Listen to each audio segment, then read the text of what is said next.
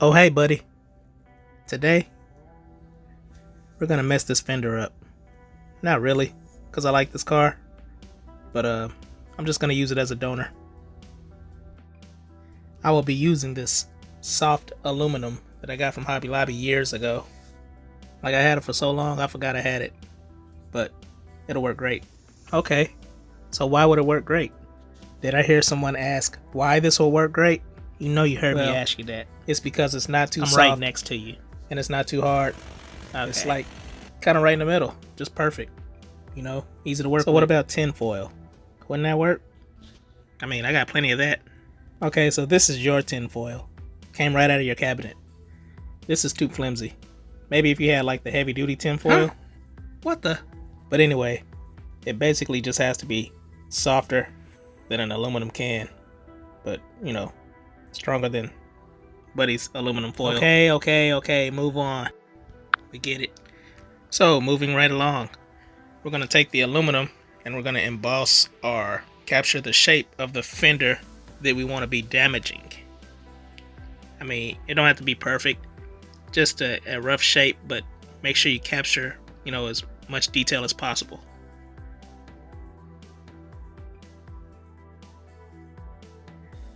So, now that we have that done, we want to take it off as carefully as possible, trying not to lose any of the body lines.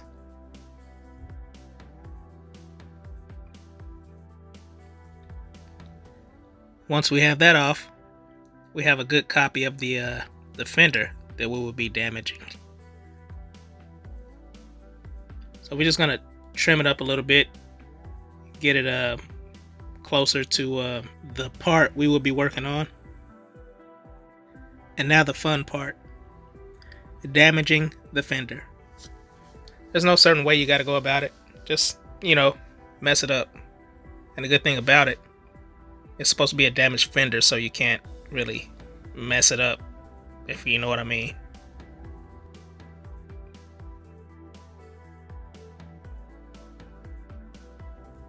Now that we have our part all creased and crushed how we like it, we're going to add the special ingredient, UV resin.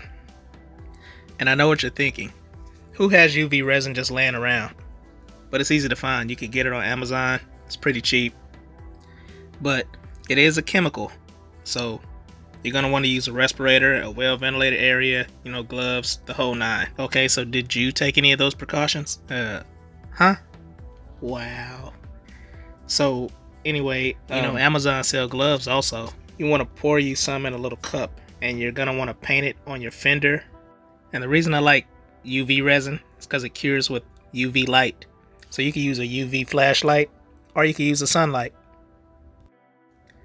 So just paint nice thin layers on the inside of your damaged fender mold that you made from the aluminum.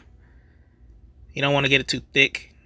You want to keep it to where you can control it, because this stuff, you know, when it starts flowing out, it just gets all everywhere. Similar to the regular epoxy resin, the two-part epoxy resin. You know how that is. It gets everywhere. Same thing with this. Now once I get a good layer going, I'm using a brush to get it all in the little creases and everything, because I don't want any air bubbles or air pockets or whatever. So I'm making sure I get all in the little cracks, the little folds or whatever. But once I'm done with this, I'm gonna go ahead and cure it outside, because my UV flashlight battery is kind of weak right now. So I'm gonna go ahead and use the sunlight, get some fresh air. No gloves, no ventilation. Yeah, you're definitely gonna need some fresh air. This stuff heats up pretty good during the curing process. So when you have it out in the sun, it's gonna heat up extra fast.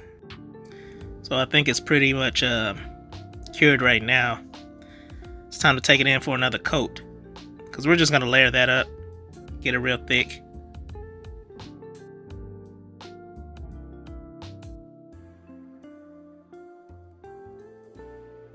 Then we'll just repeat the process as many times as it takes to get the thickness that we're looking for.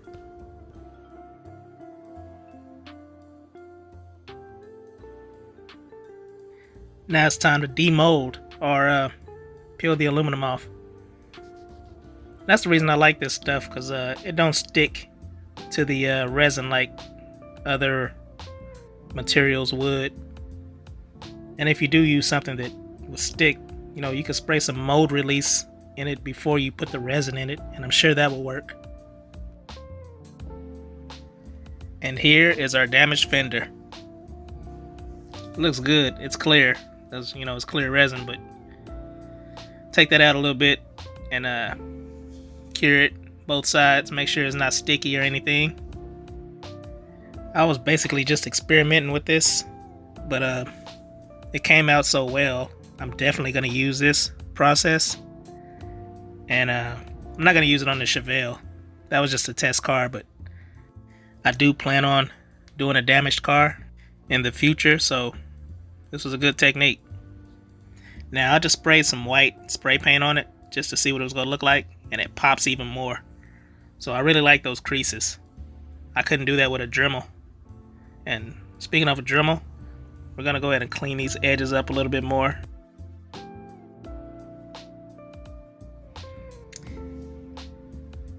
There it is.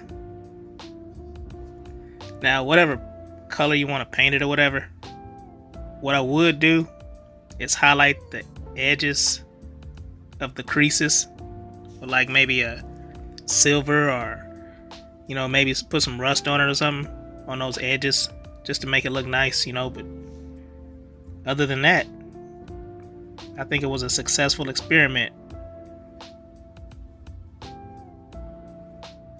Thank you for watching. See you next time. Peace.